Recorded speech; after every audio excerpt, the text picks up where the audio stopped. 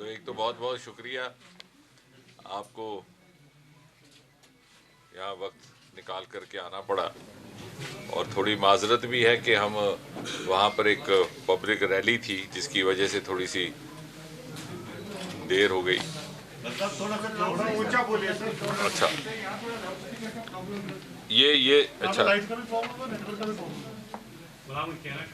नहीं, मैं ये कह रहा था कि एक तो आपका शुक्रिया, आपको वक्त निकाल करके यहाँ आना पड़ा। ये इस रोशनी में आप मुझे देख पा रहे हैं, मैं नहीं देख पा रहा, तो मैं तलाश कर रहा था पुराने पुराने जो दोस्त हैं कौन कौन है यहाँ पे, लेकिन बाद में चलिए तो कुछ लोगों से बाहर ही आते हुए मिलना हुआ तो बहुत अच्छा लगा काफ़ी देर अरसा के बाद। कोविड में पता ही ठीक है। और थोड़ी सी मैंने कहा एक माजरत है कि थोड़ी देरी हो गई हमें, एक पब्लिक रैली थी खन्नाबल में, उसकी वजह से। बहुत कुछ ज़्यादा बात मुझे नहीं कहनी है, मैं दो एक बात करके आपसे फिर गुफ्तगू करते हैं जैसे आप मुनासिब समझेंगे। कल हमारा दूसरा फेज़ है, पहले फेज़ का इलेक्शन हो चुका है, और इलेक्शन के नुक्ते नज़र से मुझे दो ही बातें कहनी है। पहली बात तो ये कि this is the beginning of a new chapter in the history of democracy of Jammu Kashmir and the Kashmir valley, जो आपको कैच पॉइंट दे रहा हूँ। और secondly, for the first time this is actually now the introduction of true self rule and true autonomy, कि खुद मुख्तारी का मतलब क्या, उसकी मुराद क्या, जो हमें समझ में आता है वो ये कि जो ज़मीन से जन्मा हुआ, ज़मीन से उगा हुआ लोकतंत्र हो, जमहूरियत हो। और पहली बार 73 वर्ष के इंतज़ार के बाद grass root democracy has got introduced into Jammu Kashmir and Kashmir. और जो लोग 30, 40, 50 बरस सेल्फ रूल और ऑटोनॉमी की बात करते रहे, उसकी दुहाई देते रहे, I hope this will be an opportunity for introspection for the common masses also, कि this is true self rule, rule of the self of the people, not rule of self. And खुद मुख्तारी या autonomy जमीन से आए हुए नुमाइंदे की। And therefore,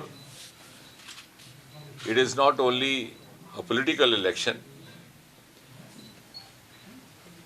it is also a great pledge and a determination on the part of the Modi government to make the people of Jammu and Kashmir realize and be benefited with the same privileges and advantages of grassroots democracy which are available to people in the rest of the country. District development council, जैसे हम सब जानते हैं, पहली बार constitute हो रही है, और पहले फेज में लगभग we had an average about 50% of polling from the valley, in some areas 40%, 45%, so it was hovering around that 40-45. Jammu region it was higher. But what is more important is if you compare it with the polling percentage during the Lok Sabha election last year. And I hope someone amongst us will try to understand, analyze and make others also understand, and make us also understand why this rise in polling percentage. और कहीं ऐसा तो नहीं कि people had got disillusioned with the dynastic approach with which the Lok Sabha and Assembly elections were being contested and the candidates being selected. और उसकी वजह से लोगों के अंदर डेमोक्रेटिक एस्पिरेशन जो थी वो डिसइल्यूजनमेंट में चली गई। अब वो फिर से उस तमन्ना ने अगड़ाई ली है। So this is an aspirational outlet which has been provided through local bodies, through local self-government, and is a reflection of people's increasing enthusiasm जब उन्हें लगता है कि हमारे में से ही निकल करके हमारा कोई नुमाइंदा होगा. So they feel more involved in the electoral process in comparison to the state of affairs which existed during the 2019 Lok Sabha election. जब उन्हें लगता था कि साहब पहले एक पीढ़ी थी, अब दूसरी पीढ़ी, तो पुश दर पुश वही कैंडिडेट, वही उम्मीदवार, वही लीडरान, वही MP, वही मंत्री. So I am sure in the times to come, this is going to usher and herald not only a new era in the democracy of Jammu Kashmir, but also in the mindsets and the mental attitudes of the people of this region. Because democratic aspiration जो है वो एक जैसी है. It knows no boundaries, it knows no religion. And that is the kind of culture, the political culture as well as culture as a whole, which the Modi government seeks to establish. आप बात कीजिए, फिर और बात चलती जाएगी. सवाल इससे पहले एक ये पूछा जाना चाहिए था कि अगर उन्होंने पंचायत का इलेक्शन बाइकआउट किया तो आज ऐसे हालात कैसे बदल गए, कौन से बदले कि आज वो इलेक्शन में कूद पड़े. और ये सवाल मैंने लोकसभा में भी किया था, लोकसभा के इलेक्शन में भी. पंचायत के इलेक्शन में ये कहा गया कि we will not contest an election till the constitutional position is reversed. ये सही है ना? ये आप ही लोगों ने रिपोर्ट किया तो हमने पढ़ा. तो कम से कम ये अपने अवाम के साथ तो वफादारी करें. वो जैसे वो शायर कहता है, मेरा ना सही ना बन, अपना तो बन. जिन लोगों ने इनको वोट डालते हैं, जो लोग इनका इलेक्टरेट है, उनको ये जवाब तलबी करें कि साहब चुनाव पंचायत के वक्त all these parties boycotted on this plea. So what is now the reverse in this situation? Why they were so much in a haste and so enthusiastic to contest Lok Sabha election, which means again the point that I made earlier, that the Dianas want self-rule and autonomy for themselves, क्योंकि लोक सभा की privilege भी मिल जाए, MP भी बन जाए. जिस चुनाव के जरिए, जिस इलेक्शन के जरिए हमें बेनिफिट मिलता हो, हमारा इंटरेस्ट सर्व होता हो, उसमें हम हिस्सा ले लेंगे. लेकिन जहां पर ग्रास रूट रिप्रेजेंटेटिव चुन करके आता है, उसको हम बाइकआउट कर रहे हैं. तो इसलिए इनकी क्या मजबूरी है, सवाल इनको करना चाहिए. जी, जब उन्होंने इलेक्शंस में पार्टिसिपेट करने से मना कर दिया तो आपने कहा कि डेमोक्रेटिक प्रोसेस के खिलाफ है. अब वो लोग हिस्सा लेना चाह रहे हैं तो कहीं ना कहीं बयान ऐसे है कि ये पाकिस्तानी प्रोपेगेंडा है जो इनके पीछे खड़ा है.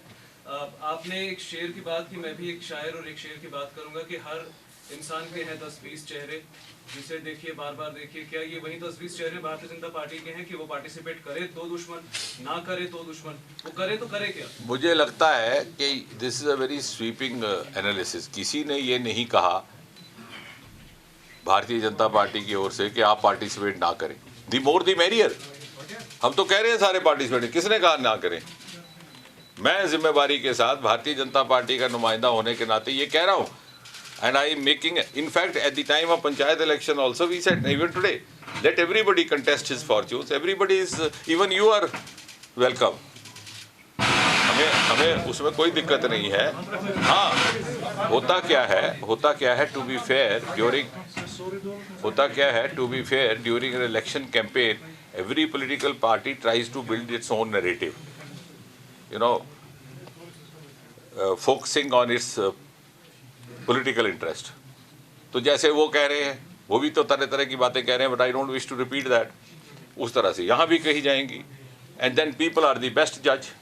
लेकिन जहाँ तक शमूलियत करने का ताल्लुक है, unless a political party is debarred by the election commission और an individual, we have no hesitation. Because see, Bharatiya Janata party is a 24/7/365 party. We are ready for any election any time.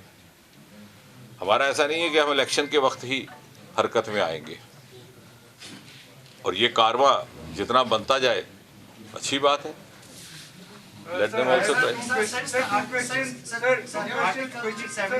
One by one पूछें जी. Now, one of your senior members from your party is saying that Article 370 is buried deep under and it cannot come back now. Now, since it's subsidized, the decision can come both ways. No, as you said, see, there are two ऐसा. I don't wish. अब किसी के टिप्पणी पर टिप्पणी करने की ज़रूरत नहीं है मुझे, because I think I am confident to make my own statement, and I agree with you to the extent कि जो मसला सब्जुडिस उस पर हमें बात करने की ज़रूरत नहीं है. लेकिन साथ ही साथ ये भी एक हकीकत है कि 35 ए और 370 को हटाने का काम हिंदुस्तान की पार्लियामेंट ने किया, which represents 135 crore people of this country, including the people of Jammu and Kashmir. We cannot refuse, deny that constitutional position. It is also a fact that these political parties, which are now talking in a different tone, were also represented in the Parliament House. It is also a fact that 3 members of the National Conference and 2 members of PDP were there in Lok Sabha and Rajya Sabha respectively. If they were so loyal to this cause which they are now espousing, they could have at least resigned from their positions.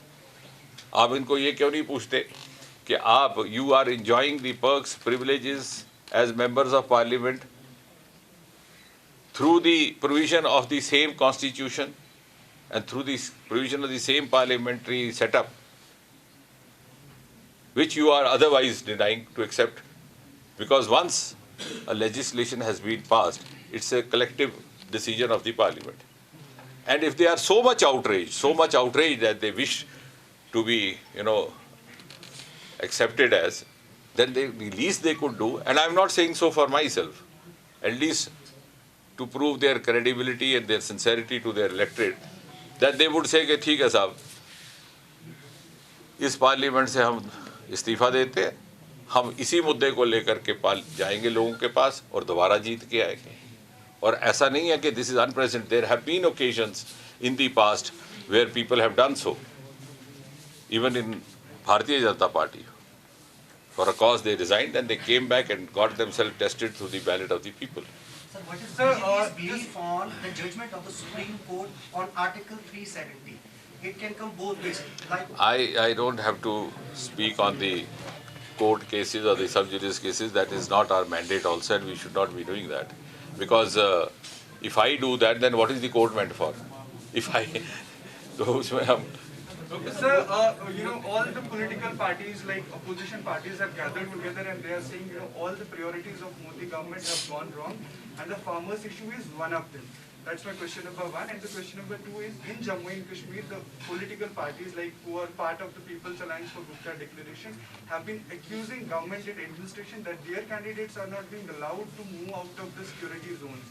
The rest of the BJP candidates are allowed and they are being provided security. ऐसा है, there are 2 parts to it. BJP candidates and BJP worker has made his presence felt through an active campaign, which possibly they are unable to carry on, and they are finding excuses for that. Let them come out with a concrete evidence and approach the administration, approach the election commission. Election commission is a constitutional body, is an independent body. अगर election commission के आगे इस तरह की शिकायत आएगी तो वो उस पर कार्रवाई करती है. ऐसा होता भी रहा है. रोशनी एक्ट काफी ज्यादा रहा है आजकल माहौल में. आपने देखा किस तरह से रोशनी एक्ट पे बीजेपी ने लगातार प्रदर्शन भी किए, जम्मू में प्रेस कॉन्फ्रेंसेस भी की.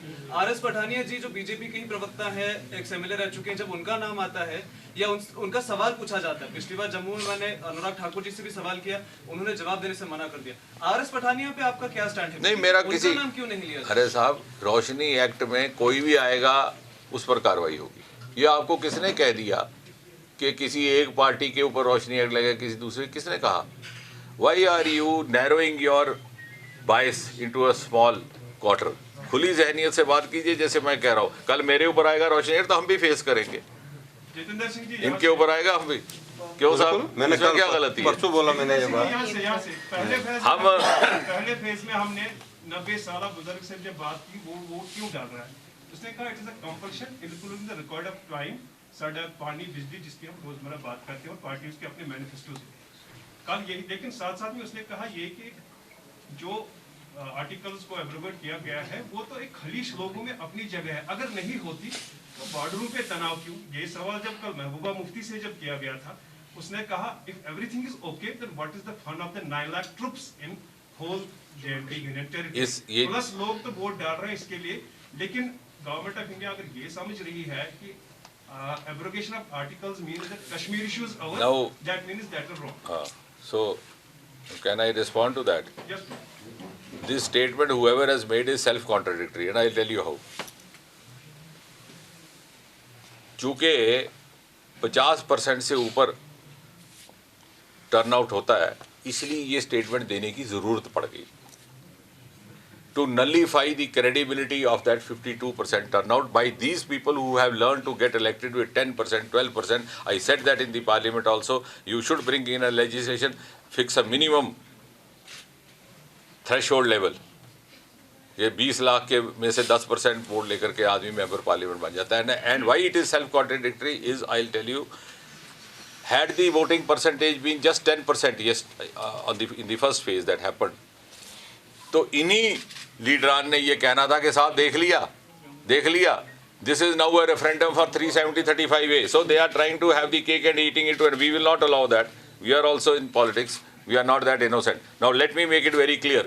Ask these leaders, if this voting percentage had been very low, very dismal, maybe 5%, maybe less than 10%, they would have gone around the world saying, look here, this is because 35A abrogated, 3070A, hence it is so. अब जो कि नहीं हुआ, अब कह रहे नहीं, vote बिजली पानी का है, 370 का डिब्बा अलग है. इनसे पूछिए, there are 2 ballot boxes. This is an expression of the aspiration of the people as a whole.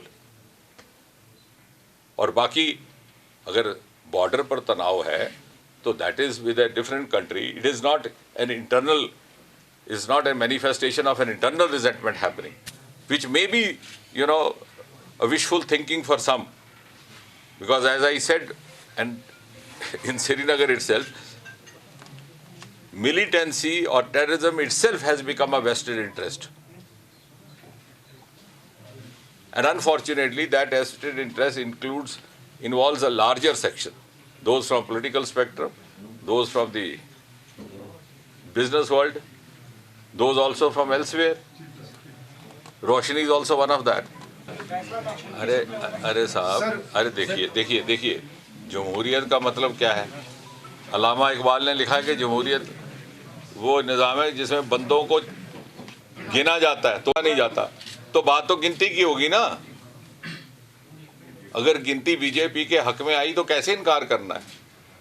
जो हमें यकीन आएगी, और जैसा आप कह रहे हैं उनके हक में आई तो फिर देखिए, nobody can deny a political party which secures majority in a given district council. वो तो उसी की बनेगी ना. सर, धारा 370 खत्म होने के बाद मरकजी सरकार ने यहाँ पे दावा किया था कि हम डेवलपमेंट करेंगे. यहाँ पे जो रीजनल पार्टीज है वो बैरियर बनते हैं. लेकिन सर, यहाँ का यूथ आज भी सड़कों में, कुछ लोग आपके पास भी आए थे, तो उसके बाद क्या हुआ प्लीज आप बताएं. देखिए, उसमें आपने कहा था कि फैक्ट्रीज भी आएगी, क्या ऐसी कोई फैक्ट्री या ऐसा कोई कॉर्पोरेट हाउस आया जिसमें 3 से 4 हज़ार युवा ज्वाइन हुए? हम दोनों का करते हैं. देखिए, सबसे पहली बात तो ये है कि अगर आपका इशारा है कि वो डेली वेजर्स और ये सारा जो मसला बना हुआ, सर आपके पास आए, हाँ वो डेली, उसमें ऐसा है, सबसे पहले तो मैं आपको ये वाजे कर दूं, और मुझे कोई हिचकिचाहट नहीं कहने को, ये डेली वेजर आए कहाँ से? ये डेली वेजर आए कहाँ से? ये 2-3 साल में बीजेपी ने तो नहीं पैदा किए ना. ये पिछले गुनाहों का नतीजा है जो 2014 से पहले हो रहा था. मैं इस बात से इनकार नहीं कर रहा कि हम इनकी जिम्मेवारी तस्लीम करेंगे, हम लेंगे, लेकिन उससे पहले ये भी वाजे करना ज़रूरी है. मैंने कहा ना, हम पिछले पापों का प्रायश्चित करेंगे. We'll redeem the sins of our predecessors, लेकिन हम पापों की घंटी गले में नहीं डालने देंगे इनको. हम लोगों के पास जाएंगे, अवाम के पास जाएंगे, बार बार उनको याद करवाएंगे. जो मिनिस्टर बने, जो हुक्मरान बने, for reasons best known to them, कहीं लेन देन हुआ, ऐसे भी कहीं बातें आई, और इन्होंने बैकडोर से लगाने शुरू की. रहबरे तालीम, रहबरे सेहत, रहबरे ज़रात, अब होगी खैरात. ये हमने तो नहीं लाए सारी स्कीमें, हमने लाए क्या? क्योंकि हम जो लाएंगे वो तो वही होगा जो मोदी जी और अमित शाह की जो एक लाइन है, because we are a national party, we can not flout rules and start initiatives on our own. एक मिनट, अब क्या हुआ कि जब सरकारें दूसरी आती थी, जब कोई नया मिनिस्टर आता था, वो नया तरीका ढूंढता था लगाने का, और इनको कह दिया जाता था because this is something, because we have to be very realistic, इधर आई कन्विंस देम और दे कन्विंस मी। और ये बात हुई, 2-3 घंटे बैठे और उन्होंने बात इसको कबूल किया। इनको ये बेचारों को ठगा जाता था कि आप एक बार पैर घुसाड़ लीजिए, ये जम्मू कश्मीर स्पेशल स्टेट है, यहाँ सब परमानेंट हो जाते हैं। अब बताएं कैसे होता है? मैंने कहा अगर ऐसा होता तो अपने बच्चों को क्यों नहीं लगाते? अपने बच्चों को तो रोशनी के तहत काम दिलवा दिया, और दूसरे के बच्चों को कहा तू डेली वेजर घुस जा, 2000-6000 में बाद में मुस्तकिल हो जाए। अब सूरत हाल ये है, अब डॉक्यूमेंट में हम पक्का करने वाले हैं। हाँ सुनो, अरे एक मिनट, ये लोकल, इनका लोकल इशू। अब हमने इसकी जिम्मेवारी ली है कि we are sorting it out. कल जो इन्होंने डॉक्यूमेंट रिलीज किया मैनिफेस्टो, उसमें कि इनको किस तरह से रेगुलराइज किया है, लेकिन इसमें बड़ी सारी पेचीदगी हैं। अगर आप सीधा एक ब्लैंकेट ऑर्डर निकाल दीजिए कि all of them are confirmed, तो जो नौजवान बेरोजगार बाहर बैठे हैं वो जाके कोर्ट में स्टे ले आएंगे। So that also has to be worked out. In fact, we are working overnight to redeem the sins of our predecessor. और दूसरा जो आपने कहा इंडस्ट्री का, ऐसा है कि that policy is already in place and very soon you are going to see the outcomes. बीच में ये कोरोना का दौर आ गया, 8-10 महीने हमारे इसी में गुजर गए। आपको याद होगा कि पिछले जो लेफ्टिनेंट गवर्नर थे मुर्मू साहब, उन्होंने एक सिलसिला शुरू किया था, investors outreach programs. He conducted one in Delhi, one in Chennai, one in Hyderabad, Mumbai, इस तरह से, and there is a beeline of investors and entrepreneurs, both in the health sector, in the non-health sector, the food sector. I was amazed, even the fruit sector, not fruit of also food.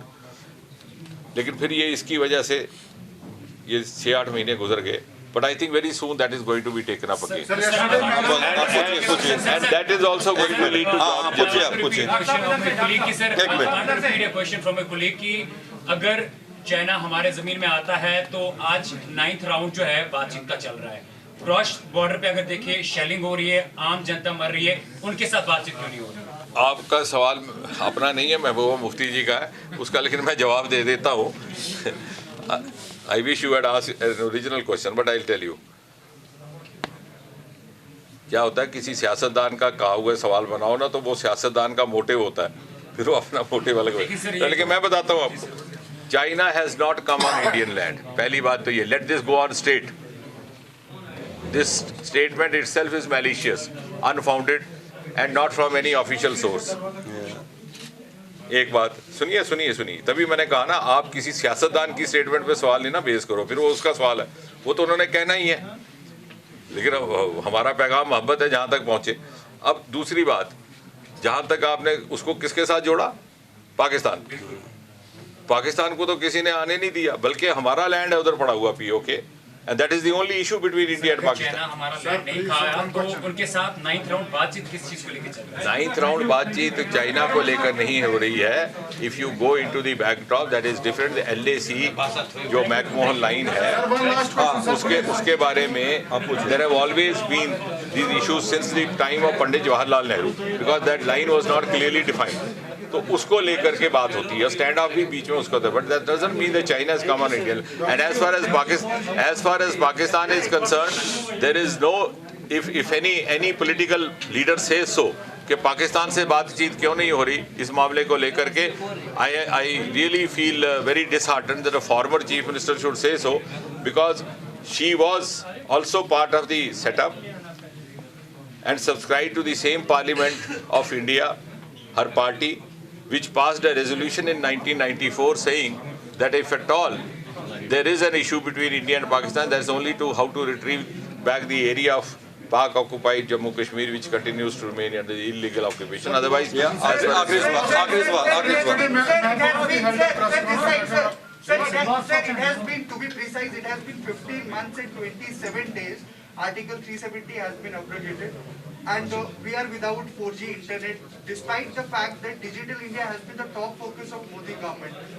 is there any assurance for the people of the Jammu and Kashmir that they will get to see this 4G? इसमें Many students are suffering. Everything is on. No, I agree with you. I agree with you. This hardship is more for these students and also for friends like you, क्योंकि आपने spot reporting करनी होती है. As far as we in the party are concerned, we have no objection to it. 4G लगे हमें भी दिक्कत आती है, लेकिन इसमें दो पहलू हैं. पहला तो ये है कि this also is sub judice, as he said. So that is one channel going on. Secondly, they have their own methodology of collecting inputs, the security inputs. अभी पिछले ही दिनों देखा आपने कि एक वारदात हो गई. So they are taking a call. As we party members are, opposed to it, that is far from truth. Article 35 and 370 is not restored. Kashmir will remain dream for India. ऐसा है. पहली बात तो ये है, थोड़ा सा मुझे माजरत चाहूँगा, ये एक प्रेस कॉन्फ्रेंस महबूबा मुफ्ती के ऊपर नहीं की हमने, इस इलेक्शन पर की.